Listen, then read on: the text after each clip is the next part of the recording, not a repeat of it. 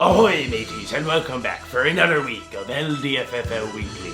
This week features dominance, despair, and a dead reckoning for some of our landlubber shipmates. So climb on board and you'll hear a tale towards a championship.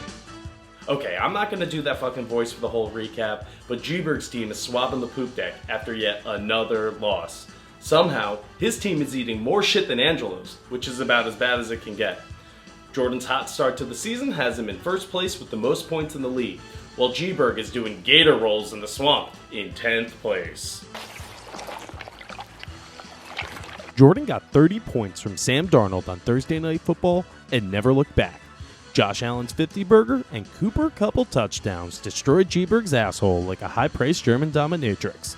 He never stood a chance. On, thunder, sex! This matchup just reeked of desperation, with Glatz constantly tilting and Angelo was delusional as ever about his winless squad.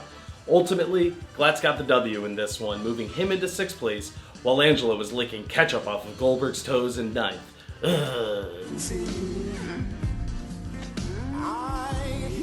Thanks to DJ Moore, Glatz was able to jump out to a 20-point lead on Thursday Night Football. Tom Brady's 37.29 points and Saquon Barkley's return to form proved to be enough for Glatz to outlast a guy who decided to take shrooms at 11:30 a.m. on a Tuesday. Everyone should do mushrooms all the time. They're hard to get, though. I know. I should be a mushroom dealer. Since I was working the Firefly Festival on Sunday, I wasn't even watching my own matchup, let alone the rest of the league. I also developed a severe case of crotch rot. Did I let that stop me from eking out a win? Absolutely fucking not. With the help of the fantasy gods and a fuck ton of gold bond, I'm able to maintain my spot in 4th place, while Rudder and Lawler moved from 1st to 5th. Justin Herbert showed up in a big way, tossing 4 touchdowns and dropping 40 points total. Steady performances from Keenan Allen and Aaron Jones were exactly what I needed to keep Mike Glennon's talentless doppelganger and Lenny from Of Mice and Men at bay.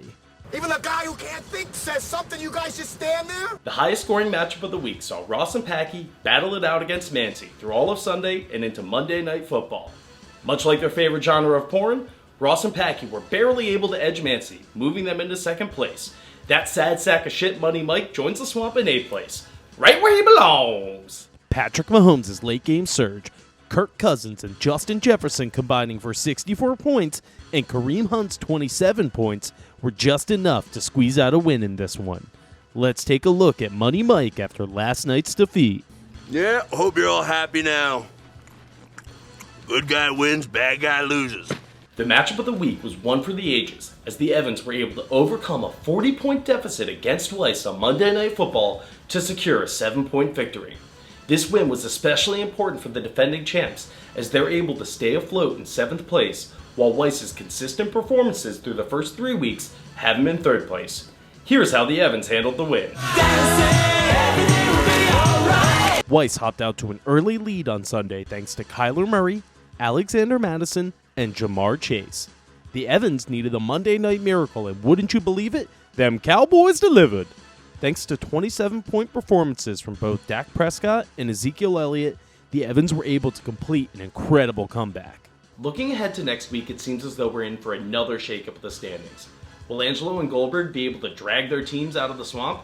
What week will my yearly downfall start? Will Ross and Packy take a gas station dick pill and come in their boxers? Tune in next week to find out. And remember, if you're gonna be a dick, be a little dick.